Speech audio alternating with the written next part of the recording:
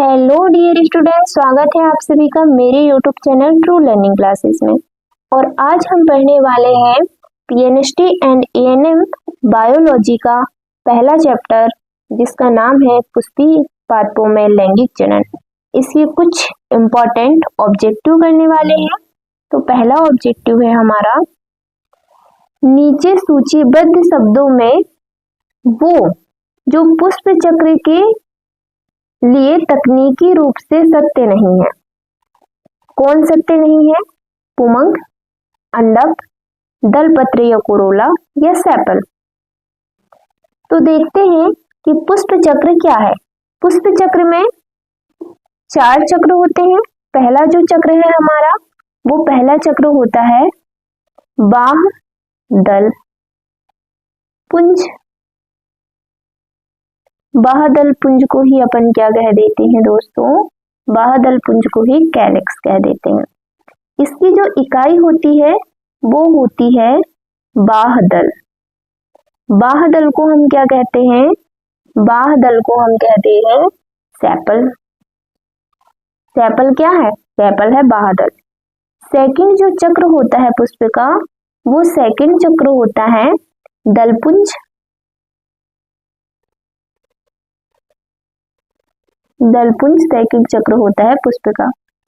दलपुंज की जो इकाई है वो है दल, और दल को ही कह देते हैं पेटल।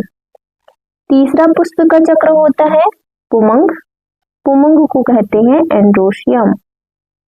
पुमंग पुमंग की इकाई होती है बच्चों पुंकेसर। चौथा जो है पुष्प चक्र, चौथा पुष्प चक्र होता है जयांग। और जयांग की इकाई होती है, जयांग को ही गायनोशियम कहते हैं, और जयांग की इकाई होती है स्त्री केसर, या इसी को कह सकते हो अंडक। स्त्री केसर या अंडक। अब बात करें तो बाह्यदलपुंज, दलपुंज, पुमंग, जयांग, ये सब तकनीकी रूप से सत्य माने जाएंगे। लेकिन बाह्यदल, दल, पुंकेसर, स्त्री केसर या अंडक ये आए तो ये तकनीकी रूप से सत्य नहीं है। पहला देखते हैं, पहला ऑप्शन है, पहला दिया हुआ है अपना पुमंग। पुमंग तकनीकी रूप से सत्य है। दूसरा दिया हुआ है अंडक। तो अंडक देखिए दोस्तों, अंडक नहीं है, क्यों? क्योंकि यहाँ पर दिया हुआ है जयांग, तो ये रॉन्ग है। थर्ड दिया है दलपत्र। दलपत्र क्या है? कोरोला, मतलब दलपुंज, तो ये भी है राइट। और चौथा दिया हुआ है सेपल। सेपल होता है बाह्यदल, तो ये भी गलत है। तो ऑप्शन दिया हुआ है पहला, चौथा नहीं, क्योंकि पहला तो सही है, ये नहीं आएगा। तीसरा, चौथा, ये भी नहीं आएगा। दूसरा, तीसरा या पहला, दूसरा।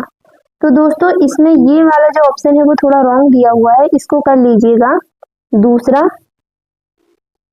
दूसरा और चौथा। तो ये हो जाएगा हमारा आंसर कि दूसरा और चौथा क्या है?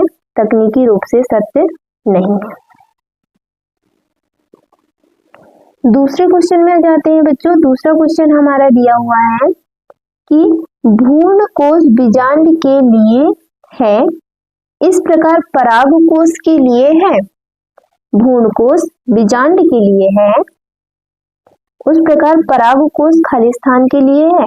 तो देखिए, भ्रूण कोश के अंदर होता है बीजांड, तो पराग कोश के अंदर क्या होते हैं? पराग कोश के अंदर होते हैं परागकण।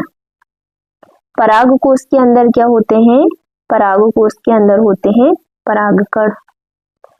अगला है, एक बीजपत्री पादप पुष्प धारण करता है किंतु कभी फल और बीज उत्पादन नहीं करता है। उपरोक्त स्थिति के लिए सर्वाधिक संभावित कारण है। क्या कारण है कि एक बीजपत्री पादप पुष्प धारण करता है किंतु कभी फल और बीज उत्पन्न नहीं करता? उपरोक्त स्थिति के लिए सर्वाधिक संभावित कारण बताना है। पौधा एक लिंगी है और केवल स्त्री केसर पुष्प उत्पन्न करता है। स्त्री केसर से ही फल बनते हैं, तो ये तो हो ही नहीं सकता।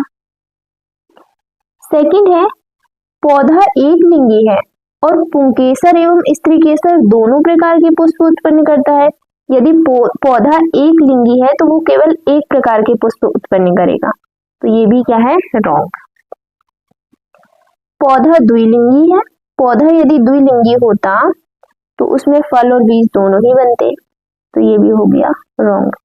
तीसरा है कि पौधा एक लिंगी है, केवल पुंकेसरीय पुष्प उत्पन्न करता है, मतलब कि सिर्फ वो भाग उत्पन्न करेगा, पुमंग वाला भाग उत्पन्न करेगा, है ना, तो ये हो जाएगा राइट।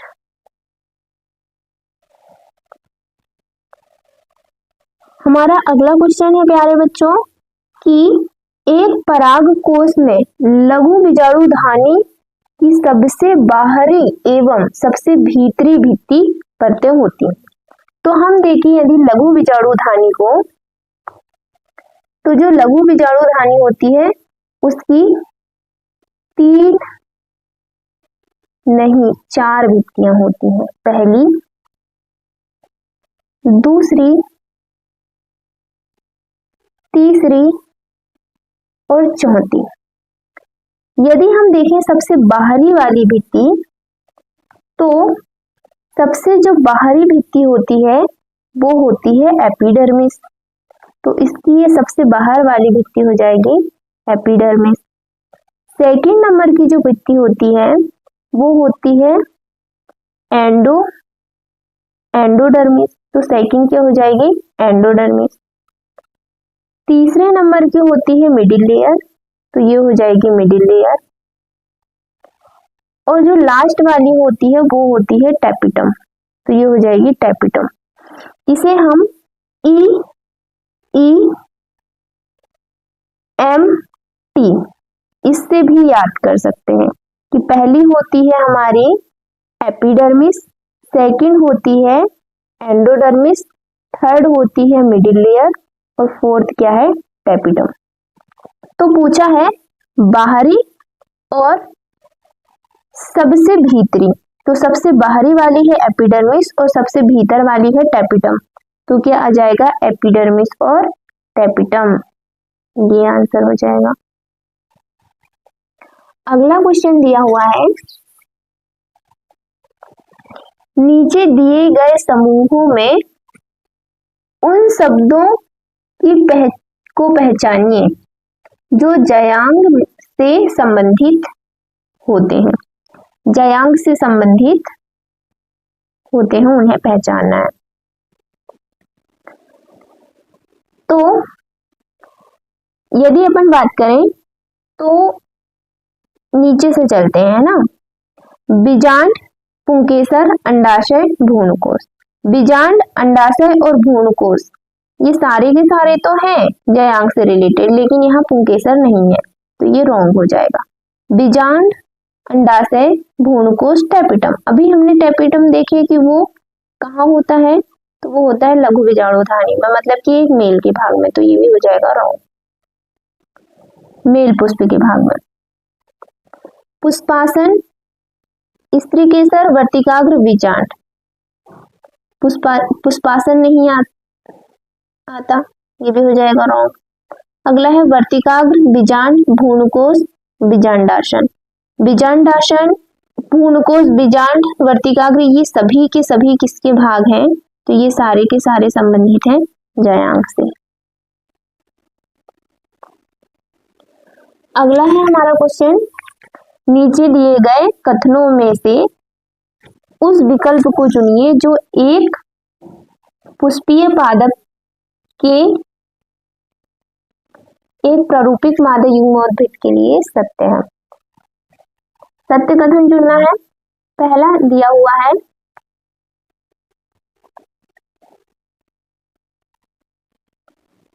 यह परिपक्व अवस्था में 8 केंद्रीय और 7 कोशिकीय होता है।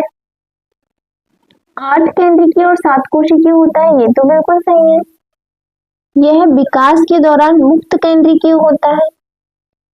ये भी बिल्कुल सही है कि यह विकास के दौरान कैसा होता है, विकास के दौरान होता है मुक्त कैंडिकेय। यह अध्यावरण के अंदर किंतु बीजांडकाय के बाहर स्थित होता है? जी नहीं, बीजांडकाय के बाहर नहीं, बीजांडकाय के अंदर होगा, है ना, तो ये गलत। इनमें एक अंड उपकरण होता है जो विभाग सिरे पर स्थित होता है? बिल्कुल भी नहीं, विभाग सिरे पर ये स्थित नहीं होता है। तो हमारा सही आंसर हो जाएगा पहला और दूसरा। कहाँ दिया है? स्थान नंबर में पहला और दूसरा सही। नेक्स्ट क्वेश्चन दिया हुआ है, पौधे की एक विशिष्ट प्रजाति हल्के अचिपचिपे परागकण भारी संख्या में उत्पन्न करता है और इसकी वर्तिकाग्र लंबी एवं वायवीय होती है। ये इस प्रकार के परागकण के लिए रूपांतरण है। तो यहाँ दिया हुआ है अचिपचिपे, अचिपचिपे है तो कीट तो हो नहीं सकते, और अचिपचिपा कब होता है? जबकि वायु द्वारा परागण होता है। तो इसका आंसर आ जाएगा क्या? आंसर आ जाएगा इसका कि वायु द्वारा क्या होगा यहाँ पर? परागण। अगला क्वेश्चन है, जब एक लिंगी पौधे में कृत्रिम संकरण कार्यक्रम की योजना बनाई जाती है तब निम्नलिखित पदों में से कौन सा उपयोगी है? जब एक लिंगी पौधे में कृत्रिम संकरण, आर्टिफिशियल, है ना, कृत्रिम संकरण कार्यक्रम की योजना बनाई जाती है तब निम्न पदों में से कौन सा उपयोगी नहीं है? बोला है नहीं है। कौन सा उपयोगी नहीं है? पहला ऑप्शन है मादा पुष्प का बोरा वस्त्रावरण। तो हम तो मादा पुष्प का बोरा वस्त्रावरण करते ही हैं, तो ये तो बिल्कुल सही है। वर्तिकाग्र पर परागकणों का झरना, वर्तिकाग्र पर परागकणों का झड़ना, तो वर्तिकाग्र पर ही परागकण क्या होते हैं? झड़ते हैं। ये भी सही है। विपुंकेसरीकरण, तो ये वाला सही है। जब परागकणों का एकत्रीकरण, परागकण को एकत्रित भी करते हैं, परागकण को झाड़ना ये भी सही है, और बोरा वस्त्रावरण ये भी सही है। विपुंकेसरीकरण नहीं करते हैं ना, तो ये वाला हो जाएगा क्या? राइट। अगला क्वेश्चन है हमारे पास बच्चों, एक प्रारूपिक द्विबीजीय और एक घास के भ्रूण में सत्य समजात संरचना है। एक द्विबीजीय की बात कर रहे हैं और एक घास के भ्रूण की बात कर रहे हैं। इनमें समजातीय संरचना है, तो इसका मूलांकुर चोल और प्रांकुर चोल गलत ऑप्शन है। प्रांकुर चोल बीज पत्रोपरिक, ये भी गलत ऑप्शन है। बीज पत्रोपरिक ये बिल्कुल सही आंसर है। अगला क्वेश्चन है हमारा, कुछ पौधों में परिघटना देखी जाती है जिनमें लैंगिक उपकरण के भाग बिना निषेचन के भ्रूण बनाते हैं, कहलाती है? अनिषेक फलन कहलाती है, पार्थिनोकॉर्पी। ये बिल्कुल सही आंसर है। तो बच्चों आज के लिए इतना ही, मिलते हैं हम नेक्स्ट वीडियो में। यदि आपको वीडियो पसंद आई है तो चैनल को सब्सक्राइब करें। धन्यवाद।